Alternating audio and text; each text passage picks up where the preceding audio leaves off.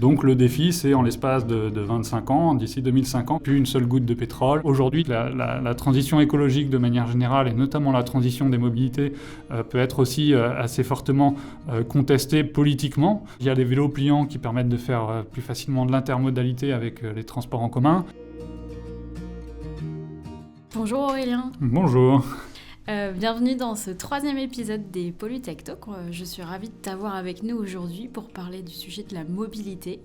Aurélien, est-ce que tu peux te présenter pour ceux qui ne te connaissent pas encore ? Oui, alors Aurélien Bigot, je travaille sur la transition énergétique des transports en France et j'essaie de regarder notamment comment on peut atteindre nos objectifs climatiques dans ce secteur-là, mais aussi répondre aux autres défis qu'il peut y avoir dans la transition des mobilités. Est-ce que pour commencer, tu pourrais nous parler un petit peu de l'évolution de notre rapport à la mobilité, d'un point de vue un petit peu historique ? Oui, alors ce qui est assez intéressant quand on regarde les 2 derniers siècles, les transformations très fortes qu'il y a pu y avoir dans notre mobilité, c'est qu'il y a certaines caractéristiques de mobilité qui sont restées assez stables historiquement. On se déplace toujours de l'ordre de 1 heure par jour et par personne, en moyenne sur l'ensemble de la population, et on fait de l'ordre de 3 à 4 déplacements par jour. Et ça n'a pas beaucoup évolué historiquement. Par contre, ce qui a énormément évolué, avec le développement d'autres modes de transport plus rapides, aujourd'hui on va de l'ordre de 10 à 12 fois plus vite en moyenne sur nos déplacements, eh bien on en a profité pour aller plus loin, d'où l'allongement de nos distances de déplacement pour aller au travail, faire les courses, l'accès aux services, aux loisirs, etc. Et puis finalement un peu tous nos modes de vie, notre aménagement du territoire qui s'est aussi adapté un peu à ce nouveau paradigme de la vitesse et du coup des distances importantes de déplacement à parcourir. Aurélien, pourquoi c'est si important de diminuer l'impact environnemental de nos déplacements ? Est-ce que tu peux nous rappeler combien en fait ils pèsent dans nos émissions de gaz à effet de serre ? Niveau mondial, en gros, les transports, c'est à peu près 15% de l'ensemble des émissions. Et c'est une part qui est encore plus significative en France. Et cette part a tendance à être en augmentation parce que les émissions des transports diminuent moins que les autres secteurs. Désormais, c'est 34% des émissions nationales qui sont liées au transport. Et à l'intérieur de ce tiers des émissions environ, la plupart, c'est pour le transport de voyageurs. Donc c'est plus de 20% de nos émissions en France qui sont liées aux voyageurs, et un peu plus de 10% qui sont liées au transport de marchandises. Donc c'est un des plus gros défis de transition, voilà, à faire bien évidemment en lien avec les autres secteurs, mais en tout cas, si on se loupe sur les transports, ça peut être finalement suffisant pour se louper sur nos objectifs climatiques de manière générale. On est très dépendant du pétrole dans le secteur des transports, encore de l'ordre de 90% de l'énergie qu'on consomme dans les transports, ça vient du pétrole. Donc le défi, c'est en l'espace de 25 ans, d'ici 2050, plus une seule goutte de pétrole dans les voitures, dans les poids lourds, les véhicules utilitaires légers, mais aussi les bus, les cars, les trains, les 2 roues motorisées ou encore les bateaux de transport fluvial. Donc un défi assez majeur dans un laps de temps qui est relativement court quand même au vu des inerties qu'il existe dans le secteur des transports. Quand on parle décarbonation de la mobilité, c'est avant tout parler du carburant. Disons qu'il y a plusieurs leviers de décarbonation. Il y a des leviers qui sont en effet plus technologiques, c'est-à-dire on garde à peu près les mêmes modes de transport ou les mêmes types de véhicules, mais on change l'énergie de propulsion. Donc pour sortir du pétrole, on sait que pour les autres types de motorisation, il y a essentiellement l'électrique qui va se développer, qui se développe déjà et qui va dominer pour les transports routiers, en particulier pour les véhicules légers, pour les voitures, les vélos assistance électrique, les 2 roues motorisées, etc., ce qui sont des modes faciles à électrifier, mais y compris pour des modes plus lourds, ça va être aussi ce qui va dominer, y compris de plus en plus sur les poids lourds, encore les bus, les cars, etc. Et après, il y a d'autres modes de transport pour lesquels c'est beaucoup plus difficile d'électrifier. Je pense par exemple au transport aérien ou au transport maritime. Donc c'est là aussi où en complément, il faut développer d'autres types d'alternatives. Donc par exemple pour ces modes de transport-là, on parle de biocarburants, mais comme les ressources en biomasse sont assez limitées en concurrence avec plusieurs secteurs, ça ne va pas être non plus un potentiel infini et magique.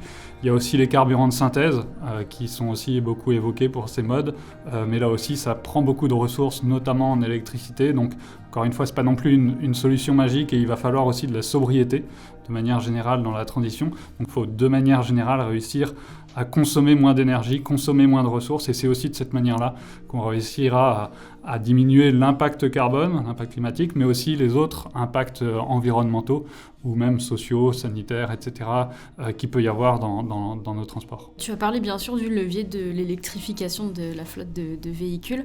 Il y a beaucoup de contradictions, on entend beaucoup de choses par rapport à ça. Est-ce que lorsqu'on connaît l'impact environnemental d'une batterie, de tous les métaux, etc., dont on a besoin pour produire une voiture électrique, est-ce que c'est toujours plus intéressant de passer à l'électrique que de garder une voiture thermique ? Alors on peut regarder ça sur plusieurs impacts environnementaux différents. Si on regarde d'un point de vue climat, la conclusion elle est très claire. On a une dizaine d'études en France qui regardent ce sujet de la voiture électrique comparée à la voiture thermique au pétrole. Et en gros, ce que nous disent ces études, c'est qu'au minimum, on divise par 2 l'impact environnemental, l'impact climatique global sur le cycle de vie de la voiture, même en tenant compte du fait que la production du véhicule va émettre plus de CO2, en lien en particulier avec l'extraction des métaux et la fabrication des batteries.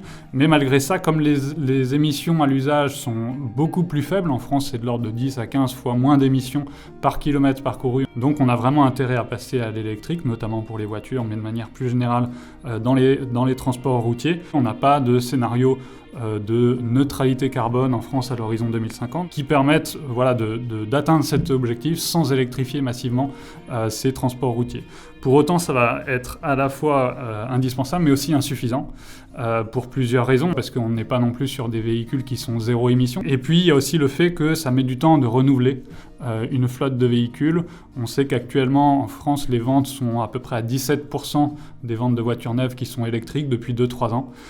Pour autant, sur l'ensemble des véhicules en circulation, c'est à peu près 3% des voitures qui sont actuellement électriques. Donc ça veut dire qu'on a encore quasiment 97% de nos véhicules qui fonctionnent au moins en partie au pétrole. Et puis il y a d'autres types d'impacts en lien avec la voiture qui ne sont pas résolus en passant à la voiture électrique. C'est par exemple la consommation d'espace qu'il y a en lien avec la voiture. Une voiture thermique ou une voiture électrique, ça prend autant d'espace public, donc c'est de l'espace en moins aussi pour développer d'autres mobilités plus vertueuses comme la marche, le vélo, les transports en commun, d'autres usages de l'espace public ou revégétaliser davantage, etc. Et puis il y a aussi d'autres défis comme par exemple la baisse de l'accidentalité routière. Ça ne va pas être un passage à l'électrique qui va changer quelque chose là-dessus, ou encore l'inactivité physique, la sédentarité de manière générale de nos modes de vie. On est trop peu actifs, donc retrouver plus d'usage de la marche ou du vélo, ça peut avoir aussi des bénéfices très importants pour la santé. Donc c'est aussi ces problématiques-là qu'il faut aller traiter en gardant en tête toutes les autres transformations à mener dans les modes de vie ou encore dans nos mobilités. On va bien sûr parler du coût environnemental des métaux stratégiques. On dit beaucoup aujourd'hui que les batteries ne sont pas recyclables. Est-ce que c'est vrai ? Alors non, c'est assez faux. Pour le coup, on sait recycler en très grande partie les batteries, et il y a même des exigences européennes qui sont prévues à ce niveau-là, qui fixent pour les constructeurs automobiles d'avoir des taux de recyclage à partir de fin 2027 qui sont loin d'être négligeables et qui vont encore augmenter. Pour fin 2031, c'est même 80% du lithium qui devra être recyclé et 95% pour nickel, cobalt et cuivre. Ce qu'il faut, c'est ensuite développer la filière de recyclage qui permettra ça. Pour l'instant, il y a assez peu de batteries de véhicules électriques en fin de vie parce qu'on est sur le début de la croissance des ventes de voitures électriques. Donc après, une voiture électrique, ça va durer de l'ordre de 15-20 ans et même plus encore. C'est plutôt dans les années et décennies à venir où il faudra prévoir ce recyclage pour permettre ensuite de fabriquer des nouvelles batteries avec des matériaux qui auront été recyclés. C'est même un avantage de la mobilité électrique par rapport à nos transports qui fonctionnent essentiellement au pétrole aujourd'hui. Le pétrole, on ne l'utilise qu'une fois. C'est-à-dire qu'il n'y a aucune recyclabilité avec le pétrole. On le brûle et ça nous fait de la pollution de l'air, des émissions de CO2, mais rien du tout à récupérer. Alors que pour le coup, dans la mobilité électrique, l'avantage, c'est que pour les ressources les plus en tension, en particulier les métaux des batteries de véhicules électriques, eh bien, on va pouvoir les recycler en grande partie, rentrer davantage dans cette économie circulaire. Est-ce que les voitures électriques sont aussi réparables que les voitures thermiques ? Alors la question de la réparabilité, c'est une grande question, en particulier sur les batteries. surtout si jamais il y a des accidents qui vont endommager ces batteries-là. Des fois, d'avoir des dommages sur une partie de la batterie va la condamner dans son entièreté. Donc ça, il y a besoin, sur cette question précisément en tout cas, de réglementation qui soit suffisamment incitative ou contraignante pour les constructeurs pour qu'ils s'assurent de la réparabilité des batteries, même s'il n'y en a qu'une partie qui est endommagée. Et après, sinon, de manière un peu plus générale, au-delà de ces accidents, on sait que sur les véhicules électriques, ils ont des technologies qui sont plus simples que les véhicules thermiques et qu'au global, ils vont s'user moins vite ou avoir moins besoin d'entretien. Donc ça, à la fois financièrement, mais même d'un point de vue environnemental, c'est plutôt positif aussi de ce point de vue-là. Quels seraient, Aurélien, les principaux freins pour passer de la voiture thermique à la voiture électrique? Est-ce que c'est principalement le coût économique ?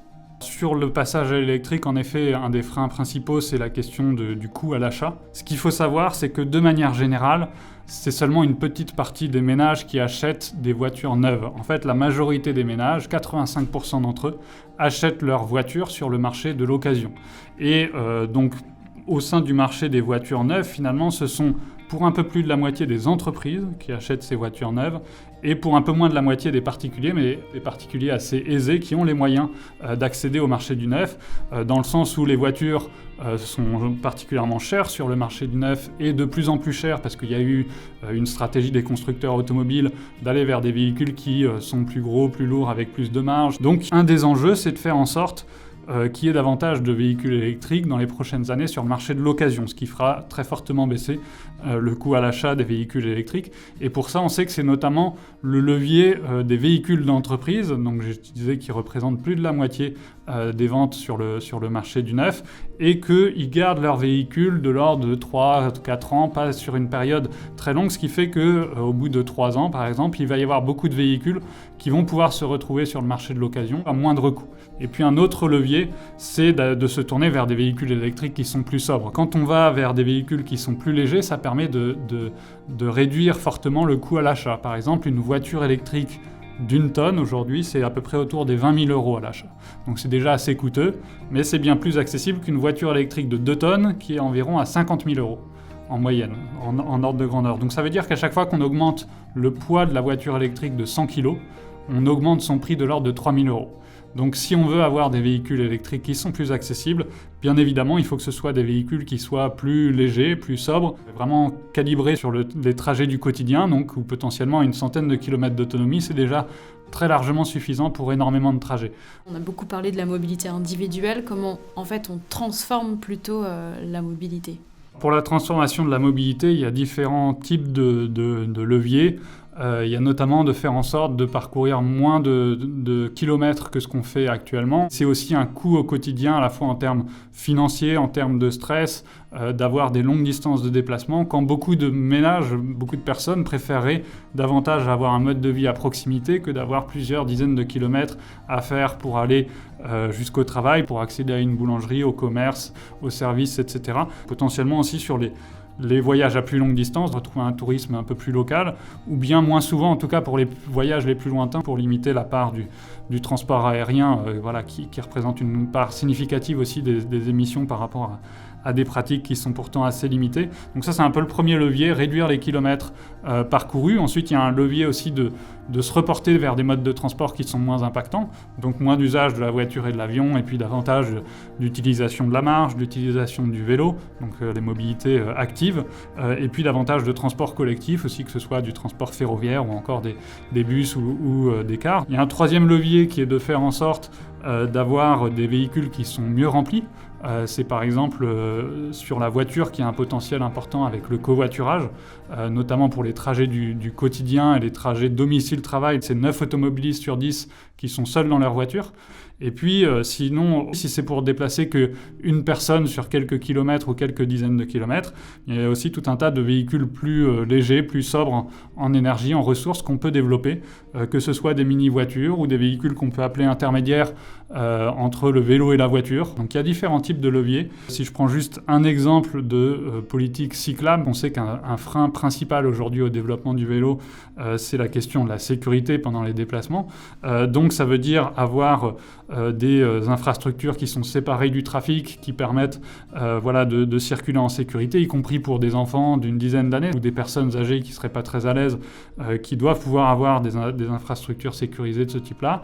Et puis, si on ne peut pas mettre non plus des pistes cyclables sur l'ensemble des routes, c'est permettre une meilleure cohabitation des différents modes de transport, des différents véhicules, donc notamment en pacifiant l'espace public, en ayant une vitesse qui soit davantage réduite, en revoyant les plans de circulation aussi au sein des villes ou même y compris dans les zones rurales. On sait que par exemple pour le développement du vélo, c'est aussi développer du stationnement sécurisé, développer du stationnement en gare aussi pour permettre de l'intermodalité avec les transports en commun. C'est aussi développer des services vélo, par exemple de la location de vélo assistance électrique, vélo cargo, etc. pour permettre aussi d'accéder plus facilement à ce type de véhicule qui peut être assez coûteux, potentiellement aussi des aides à l'achat pour faciliter cette accessibilité, des services de réparation, des services de vélo-école pour apprendre à faire du vélo pour les personnes qui ne sauraient pas faire du vélo ou apprendre à circuler dans un flux qui peut être assez dense.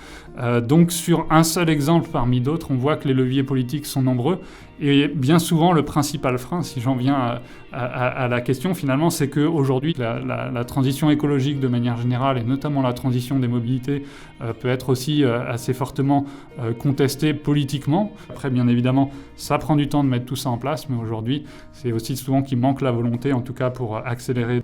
Est-ce que toutes les mesures liées à la mobilité, finalement, sont toujours impopulaires et vues comme punitives ou pas ?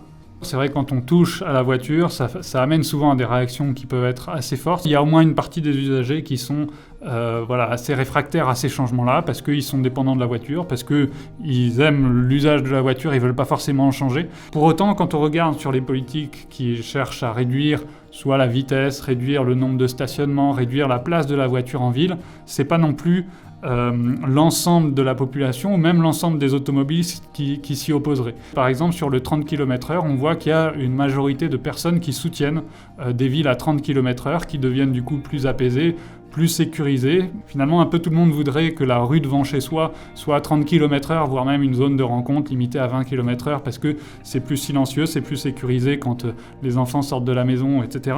Mais en même temps, tout le monde voudrait rouler à 50 km/h dans l'ensemble des rues des autres personnes. Donc c'est là où il faut aussi voir quelles règles collectives on se fixe. Et quand on regarde sur cette question, par exemple, de la limitation de la vitesse ou même de la limitation de la place de la voiture en ville, il y a beaucoup de mesures qui ont finalement un soutien de plus de la moitié de la population. C'est vraiment la phase de transition qui est la plus difficile, c'est-à-dire celle où il doit y avoir des changements de pratique, où on voit les contraintes qui arrivent, où on voit les impacts un peu négatifs de ces mesures qui sont mises en place. Mais une fois que les ajustements sont faits, à la fois, il y a beaucoup de personnes qui changent de pratique de mobilité. Ceux qui sont impactés se rendent compte que c'est pas forcément si terrible que ça en termes d'impact sur les temps de parcours ou bien sûr les types d'adaptation qu'ils doivent réaliser une fois qu'ils ont pris ces nouvelles habitudes.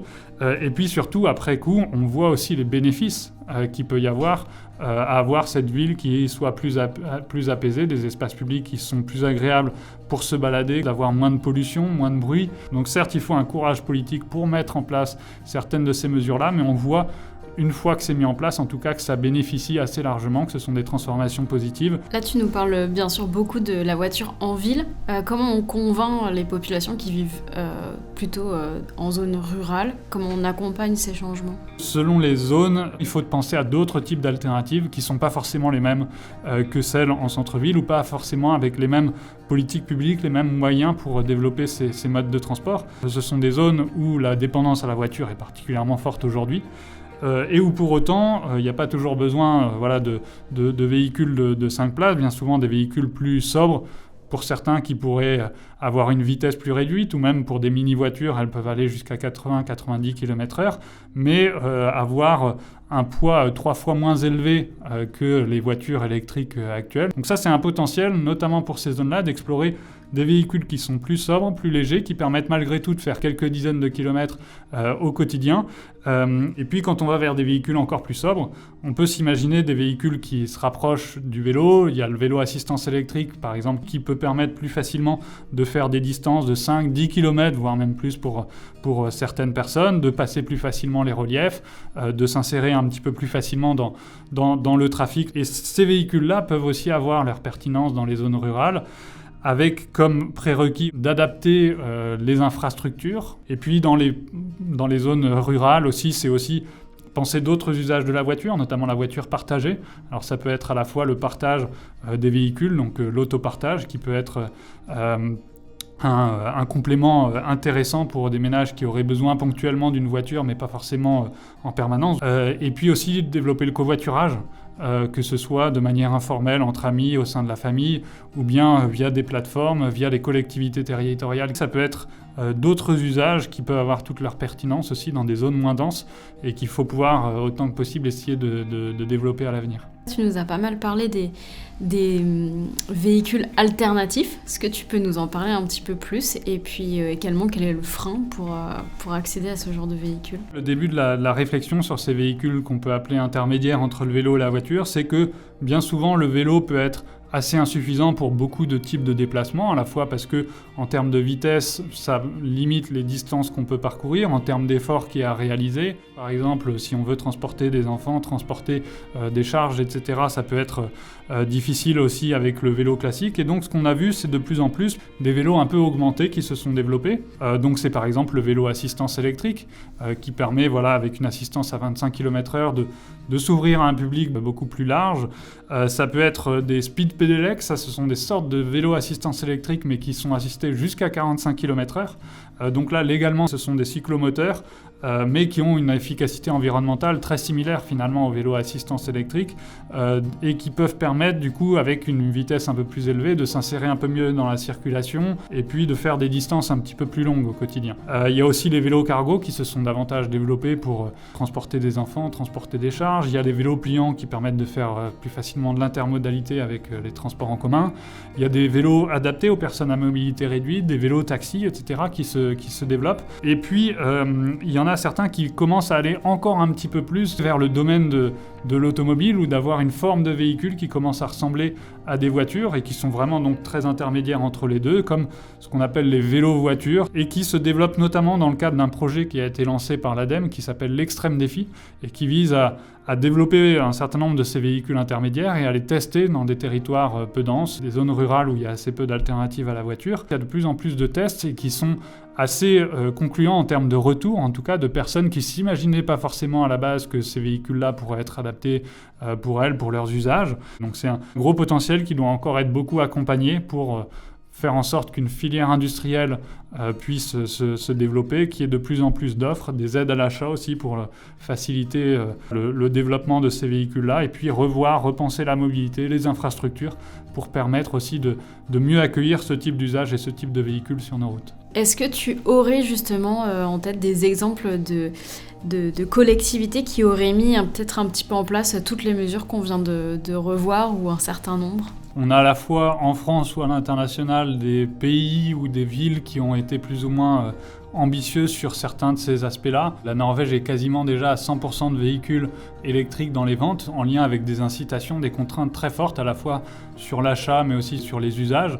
Donc on voit en tout cas que cette transition vers l'électrique est possible et beaucoup plus rapidement selon les politiques publiques qui sont mises en place. Sur la mobilité cyclable, il y a à la fois les Pays-Bas qui sont très en avance et qui, y compris dans les zones rurales, y compris quand il y a plusieurs kilomètres à faire entre plusieurs villages, eh bien, il y a aussi des infrastructures particulièrement développées. On voit beaucoup de personnes âgées aussi qui utilisent le vélo, notamment le vélo assistance électrique.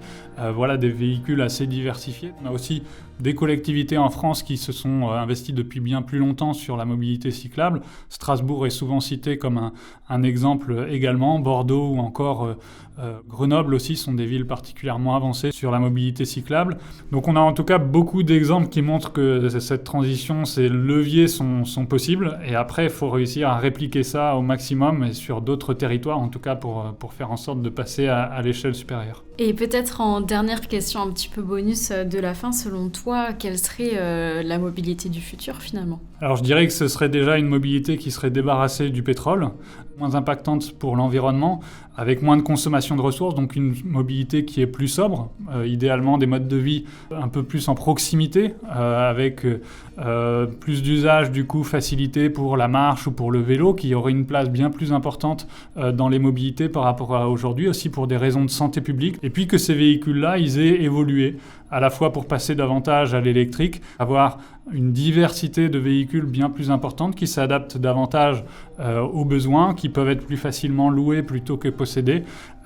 Et puis ça permettrait d'avoir à la fois des villes, mais aussi des villages qui sont plus agréables à vivre, plus végétalisés, repenser cet aménagement du territoire, des modes de vie qui iraient aussi dans ce sens-là. Merci beaucoup Aurélien pour toutes tes réponses qui nous ont permis de nous projeter dans la mobilité du futur. On sera ravis de te retrouver sur Pollutech le jeudi 9 octobre dans le cadre de notre journée mobilité et on vous attend en très grand nombre. Merci beaucoup, au revoir.